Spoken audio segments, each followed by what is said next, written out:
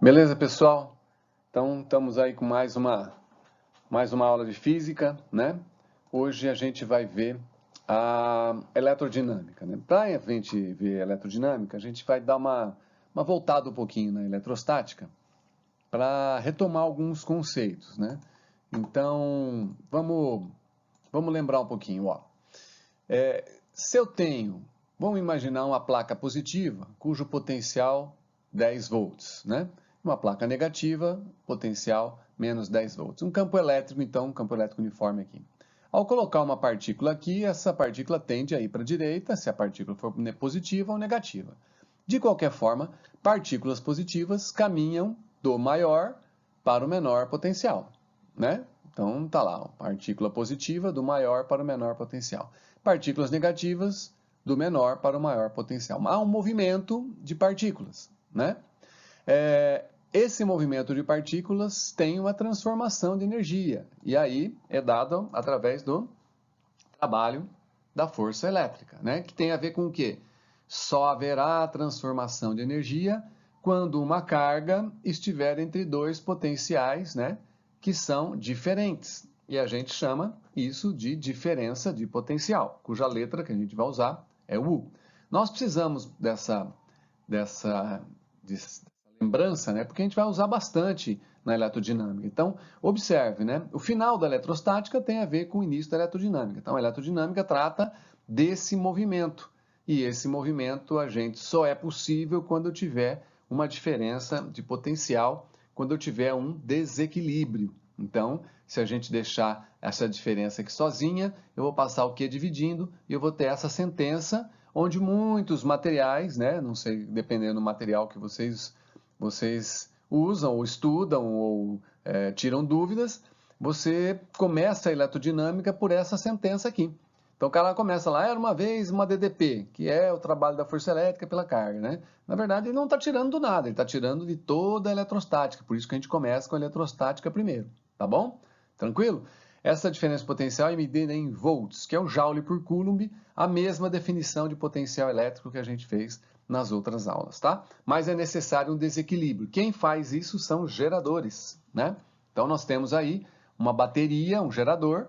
Então você tem lá um polo positivo, polo negativo. Essa denominação polo positivo, polo negativo não é legal, tá? Porque às vezes a gente tende a dizer não, é positivo, é negativo. Às vezes não, às vezes você tem um de 10 volts e um de 8 volts, ambos são positivos, mas existe uma diferença em potencial.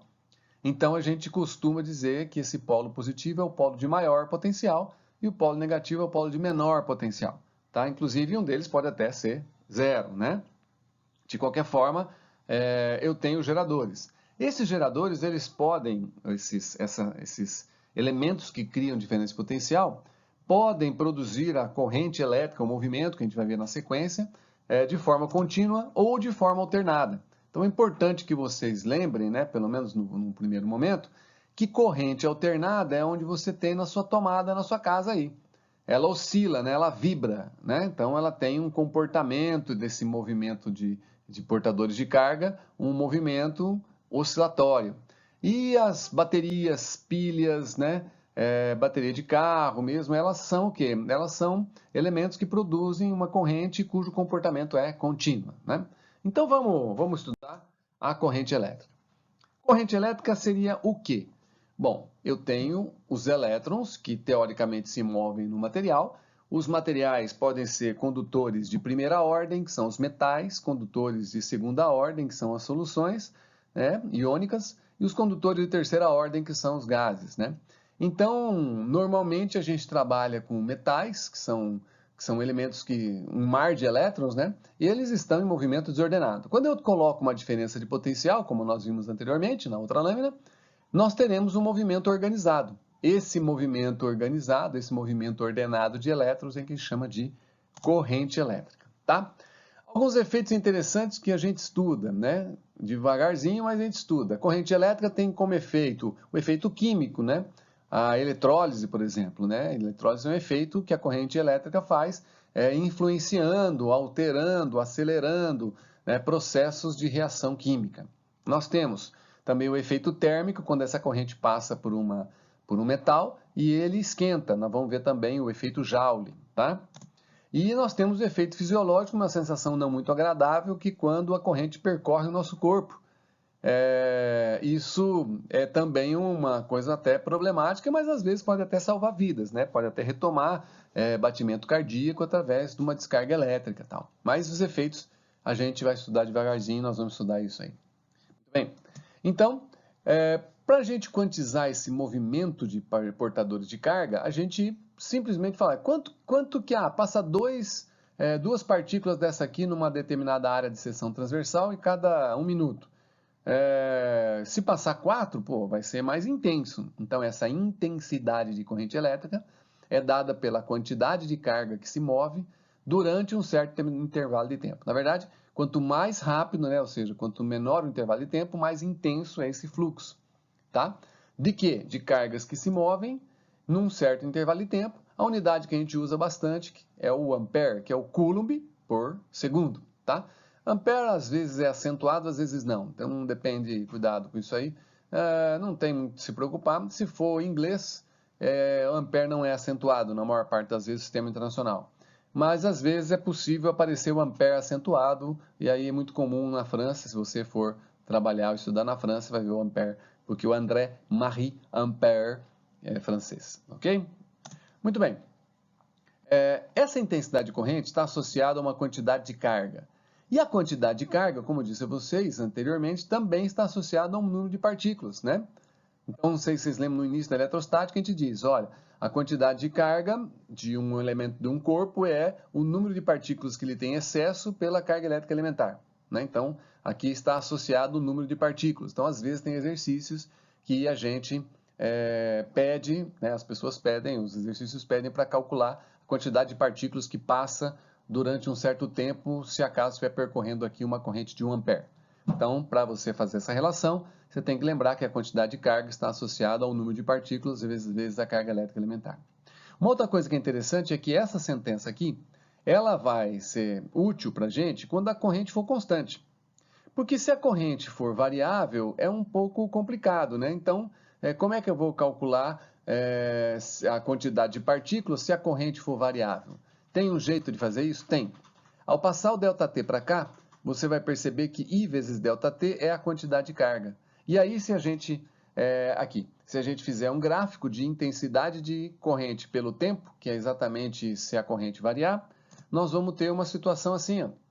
Então, se a corrente for variável, né, tal qual essa curva aqui, como é que eu vou calcular o número de partículas? Então, eu vou olhar para o comportamento da curva, verificar que ela é variável, mas eu sei que se eu calcular, né, a área abaixo da curva, essa área me dará ΔT vezes I, e ΔT vezes I é a quantidade de carga.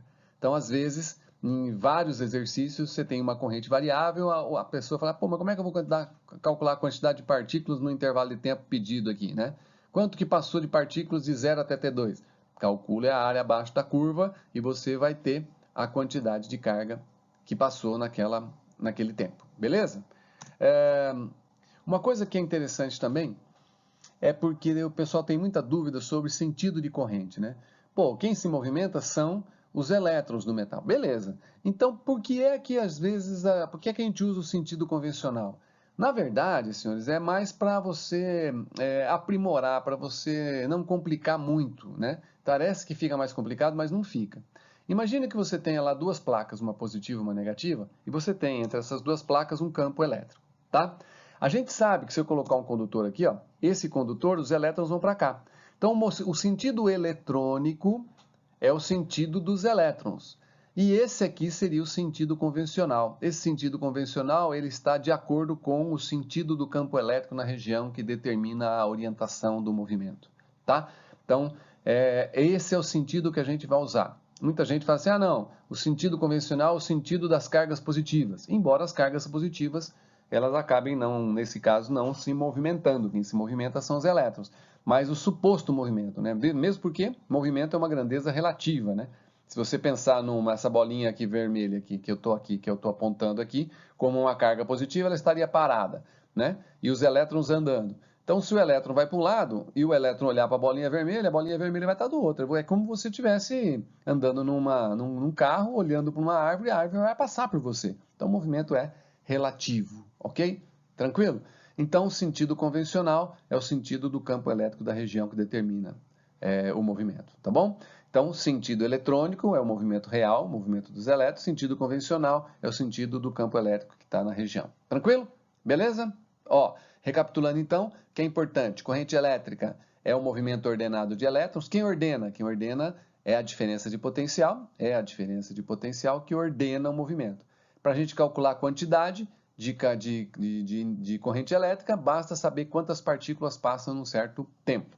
Se a corrente for constante, ok, calcula-se exatamente dessa maneira. Se a corrente for variável, você tem que calcular a área abaixo da curva no gráfico corrente por tempo, e essa área abaixo da curva vai te dar a quantidade de corrente, a quantidade de carga que passa naquele intervalo de tempo, tá? Aí você vai ter uma situação mais ou menos assim. O cara te dá um gráfico de corrente que em alguns intervalos é variável, outras é constante. E o cara pede assim, a intensidade de corrente elétrica que passa no condutor varia com o tempo de acordo com o diagrama.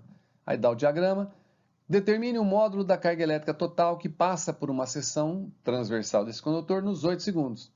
Então ele está pedindo qual é a quantidade de carga. Como é que eu vou fazer se a corrente é variável? Então a gente já sabe, né? Vamos calcular a área. Calcula-se então a área abaixo da curva. E essa curva aqui é um trapézio, ó. Como é que a gente calcula a área de um trapézio? Base maior, base menor, vezes a altura, dividido por 2. Né? Então, base maior, 8, base menor, 2 até 6, 4, dividido por 2, e a altura, 10. Eu vou ter, então, numericamente igual a 60 coulombs de carga que passa nesses 8 segundos. O que me permite calcular a intensidade média de corrente. Porque se eu souber a quantidade de carga, basta saber o tempo. Olha, eu quero saber a intensidade média de corrente nos 8 segundos. Então, pega a quantidade de carga nos 8 segundos e divide pelo tempo. 60 por 8, 7,5. Ah, mas e se ele pedisse a intensidade média de corrente nos primeiros 2 segundos? Então, eu vou lá, calculo a área desse triângulo, né, que seria nos 2 segundos, e com essa área vai me dar carga, divido por 2, que é os 2 segundos aqui, e eu vou ter a intensidade média aqui. Ah, mas e se ele pedisse de 0 até 6? Calcula a área de 0 até 6, a quantidade de corrente, de carga, divide pelo tempo 6 e eu vou ter a intensidade média de corrente no intervalo de 0 até 6. Tranquilo, moçada?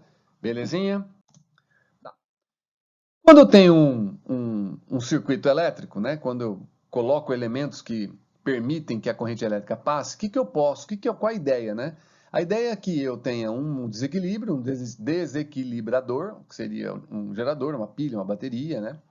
Que dá esse desequilíbrio, e aí eu tenho corrente elétrica. Para que isso? Porque eu quero fazer funcionar uma TV, eu quero ligar uma lâmpada, quero colocar um liquidificador, quero colocar alguma coisa para funcionar, e para funcionar tem que passar corrente neles, né? Então eu tenho circuitos elétricos, um circuito elétrico mais ou menos assim. A gente vai estudar, né? Primeiro, os circuitos elétricos que você pode controlar a corrente, que seriam os resistores. Depois, quem determina esse movimento, que seria a diferença de potencial, os geradores. E, por fim, os nossos receptores, tá? Mas vamos devagarzinho, né? Então, você tem lá esses equipamentos. Cada equipamento desse, ele consome energia, fornece energia, né? Ele tanto consome energia elétrica para produzir alguma coisa. Se for um receptor, ele pega essa energia elétrica e transforma em alguma coisa. Se for uma lâmpada, por exemplo, ela pega essa energia e transforma em calor ou, né, posteriormente em luz. Um ferro de passar roupa, nós vamos ver que são as resistências, né, através do efeito Joule. Mas existe uma peculiaridade desses equipamentos, que é a rapidez com que ele consegue transformar energia. Rapidez na transformação de energia a gente chama de potência elétrica, tá? Então, potência, rapidez, tem a ver com que quanto menos tempo, mais potente é o equipamento. Tranquilo? Bom, se a gente for lembrar lá de energia transformada, na primeira lâmina nós vimos que o trabalho tem a ver com uma carga entre dois potenciais diferentes, né? Então, essa aqui é a energia transformada. Se a potência é a energia pelo tempo, potência, energia transformada, que é o trabalho, pelo tempo. E o trabalho, Q vezes U. Tá lá. E aí, observa só. Quantidade de carga no tempo é corrente. Então, a potência, ela pode ser substituída pela corrente vezes a DDP. E nós temos a primeira sentença de potência elétrica. P, corrente, vezes DDP, ou U vezes I. Tá? O volt, I, ampere, watt. E aí, watt, unidade de potência, joule por segundo. Lembre-se disso, tá? Tranquilo? Belezinha? Agora, se às vezes você tiver uma conta de luz, por exemplo, conta de luz ela tem a ver com a potência dos seus equipamentos, é claro, mas a conta de luz tem a ver com o consumo de energia que esse equipamento faz. Então, como que eu calculo o consumo de energia elétrica de um equipamento? Então, lembrando lá que a potência é energia pelo tempo, então a energia deve ser a potência do equipamento vezes o tempo que ele ficou andando, que ele ficou funcionando. Então, se eu tiver uma geladeira, por exemplo, que fica funcionando 10 horas por dia, então 10 horas vezes a potência das geladeiras vai ter energia elétrica consumida por ela, tá? Essa energia elétrica, tá lá, potência pelo tempo, essa energia elétrica tem uma unidade, watt, e aqui tempo. Esse tempo pode ser hora, aí você tem watt, hora. Watt, hora não é muito comum, mas quilowatt, hora é comum, aparece muito no Enem, né? Então, quilowatt-hora é o quê? Unidade de energia, não é de potência. Ah, o quilowatt-hora é unidade de potência. Não, o watt é unidade de potência. O quilowatt vezes hora é unidade de energia. E quanto vale? 1 quilo, 1000. Watt, joule por segundo. Hora, uma hora tem 3.600 segundos. Se eu fizer essa multiplicação, o segundo cai fora e 1000 vezes 3.600 eu tenho 3,6 vezes 10 a sexta joule. Por isso, 1 kWh vale 3,6 vezes 10 a sexta joule, garantindo então que kWh não é unidade de potência, é unidade de energia. Isso é importante, tá? Então, na sua conta de luz vai ter lá kWh, que é a quantidade de energia que você consumiu durante aquele período do mês. Beleza? Vamos fazer um exercício aqui, ó. Uma casa tem os seguintes equipamentos, com as respectivas potências e tempos diários de utilização. Um chuveiro elétrico de 4.400 watts, utilizado 1 hora por dia. Uma TV de 150 watts, utilizado 4 horas por dia. Computador, 250 watts, utilizado 4 horas por dia. 8 lâmpadas incandescentes de 100 watts, utilizadas 6 horas por dia. E a geladeira, de consumo de 120.000 watt-hora por mês. Então, aqui, ó. Aqui ele está dando potência, aqui ele está dando potência, aqui ele está dando potência, aqui ele está dando potência. E aqui ele está dando quilowatt-hora, o que é? Acabamos de ver, né? Energia. Supondo que os únicos equipamentos existentes na casa são esses e que a concessionária de energia elétrica cobra 30 centavos pelo quilowatt-hora, como fazer para estimar o valor da conta de energia elétrica da casa? Então, nós vamos falar isso aqui em um mês, né? Que ele está dando aqui também por mês. Então, vamos lá calcular isso aqui. Primeira coisa é calcular do chuveiro. Então, o chuveiro ficou funcionando, tem uma potência de 4.400, então energia, potência vezes o tempo, 4,4 kWh, ou 4.400 watts, vezes 1 hora, eu tenho 4,4 kWh por dia. Então, 1 hora por dia. Vamos calcular agora lá da TV. Mesma coisa, né? Potência vezes o tempo, potência 150, vamos transformar isso aqui em quilowatt. Então, 0,15 kW vezes 4 horas, então você tem 0,6 kWh por dia. Vamos calcular agora do computador? Do computador, mesma coisa, potência vezes o tempo. Computador 250, então transformando em quilos, você anda 3 casas, né, para cá. Então 0,25 kW vezes 4, 1 kWh por dia. Ainda está faltando das lâmpadas, né? Então, as lâmpadas. A potência de cada lâmpada vai ser 100, então 0,1. 6 horas por dia, tá, mas são 8 lâmpadas. Então, 8 vezes 6 vezes 0,1, que vai me dar 4,8 kWh dia. Então, você tem aí os consumos desses equipamentos por dia. Tranquilo? Beleza. Então, a energia do chuveiro, da TV, do computador e das lâmpadas, você somando tudo isso aqui, você vai ter uma quantidade de energia por dia. Mas, ele quer por mês, porque ele te deu a geladeira por mês, ó. Então, você pega toda essa energia, 4,4, 0,6, 1, 4,8, tá lá, né? 4,4, 0,6, 1, 4,8, multiplica por 30, 30 dias. E você vai ter uma quantidade de 324 kWh por mês. Mais a quantidade de energia da geladeira, né? Mais 120. Então, você vai lá para 444, né? Tá lá, ó. Então, 444 kWh por mês. Isso é a quantidade de quilowatt-hora. E quanto vale? 0,30. Cada quilowatt-hora multiplica por 0,30 e você vai ter a conta de 133,20 centavos por mês. é seu valor da conta com esses equipamentos funcionando aí. Tranquilo? Esse é um exercício bastante interessante aí para a prova, principalmente do Enem. Outro tipo de exercício que aparece também são exercícios associados aos aparelhos mesmo, né? Aparelho elétrico simples, né? Então você tem um aparelho elétrico alimentado numa DDP de 120 volts, consome uma potência de 60 watts. Calcule a intensidade de corrente que percorre o aparelho e a energia que ele consome em 8 horas. É só uma maneira diferente de trabalhar o mesmo assunto, né? Então você tem lá o equipamento, a potência dele, ele está submetido ao DDP de 120, qual vai ser a corrente? Puxa, como é que eu vou calcular? Potência, DDP, corrente, né? U vezes I, né? Então tá lá, ó. Potência U vezes I, potência 60, U é 120, a corrente é meio ampere. Quero saber a energia elétrica que ele consome, o que eu tenho que fazer? Ó, energia elétrica, lembra lá, potência é energia pelo tempo, passa o tempo multiplicando, energia potência vezes o tempo. Potência de 60, o tempo, eu tenho lá, lembre-se, 60 watts, ele quer em quilowatt, hein? Então, ó, vou transformar isso aqui em quilowatt, tá? Então, 60 watts, 100 kW anda com a casa, né? Então, 60 vezes 10 é menos 3, kW vezes 8 horas. Você vai ter, então, 480 vezes 10 a menos 3 kWh. Aí, se você andar com a vírgula 3 casas, fica 0,48 kWh. Esse é o valor da energia consumida pelo equipamento nessas 8 horas. Tranquilo, gente? Vamos ver esse outro aqui, ó.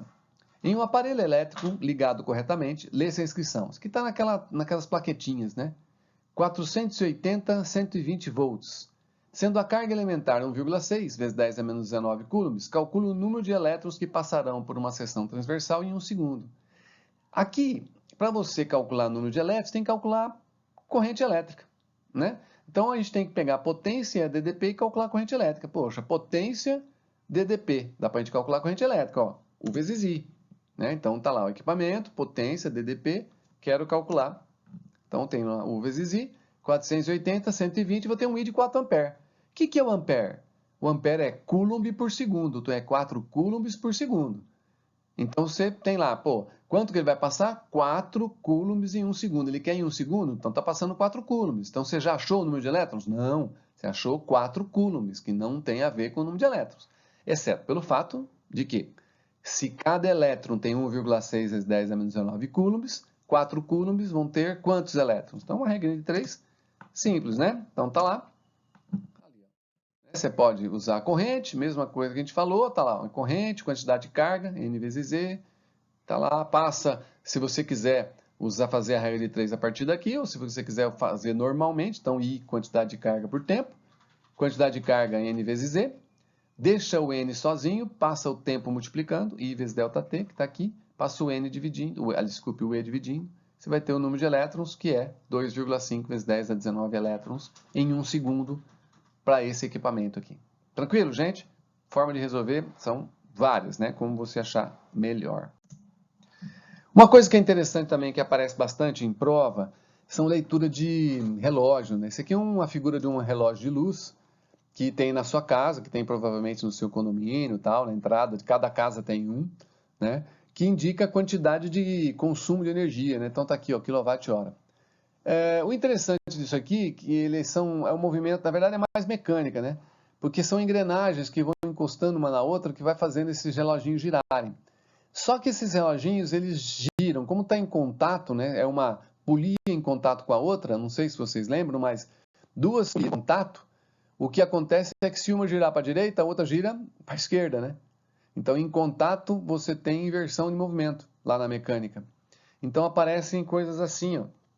Então, você tem um reloginho aqui que tem lá 0, 1, 2. Esse relógio aqui, esse ponteiro gira para cá, ó, né? Desse jeito.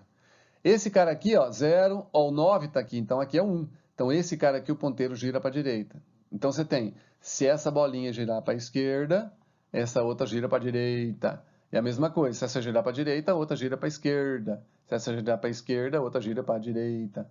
Então, é um problema, porque às vezes na hora da prova, o cara sabe, mas que leitura que eu vou fazer? Vamos ver que número aqui que está marcado, ó.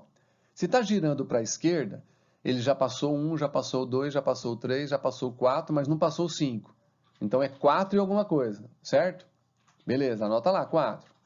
Esse aqui, ó, passou o 1, passou o 2, passou o 3, passou o 4, passou o 5, passou o 6, mas não passou o 7. Então aqui é 6. Então é 4, 6. Esse aqui, ó, passou o 1, passou o 2, não passou o 3. Então aqui é 2. Então aqui eu tenho 4 passado, 6, 2. E aqui, 1 passou o 1, 2, o 3, o 4, o 5, o 6, o 7, não passou o 8. Então é o 7. Então vamos lembrar, ó. Esse aqui passou o 4. Esse aqui passou o 6, então 4, 6. Esse aqui passou o 2, 4, 6, 2. E esse aqui passou o 7. 4, 6, 2, 7. Então, se você olhar, você vai ter lá 4, 6, 2, 7 kWh. Na verdade, não te interessa muito isso para medir a luz. Por que não? Porque o seu consumo vai ser a diferença das leituras. Então, o cara passou num dia e mediu esse cara aqui. Aí ele passou, depois de, sei lá, 20 dias, tá lá, ele foi lá e mediu outra coisa. Ele mediu isso aqui. Então, quanto você consumiu? Bom, você consumiu aquilo que o maior menos o menor. Então, seu consumo foi a diferença das duas leituras. Então, seu consumo foi a diferença desse para esse. E aí, 646 kVh que o pessoal fala. Beleza? Então, assim que você faz exercício, assim que você lê os reloginhos de luz que tem na sua conta de luz. Tranquilo, gente? Um abraço, até o próximo encontro. Fique em paz. Tchau, tchau.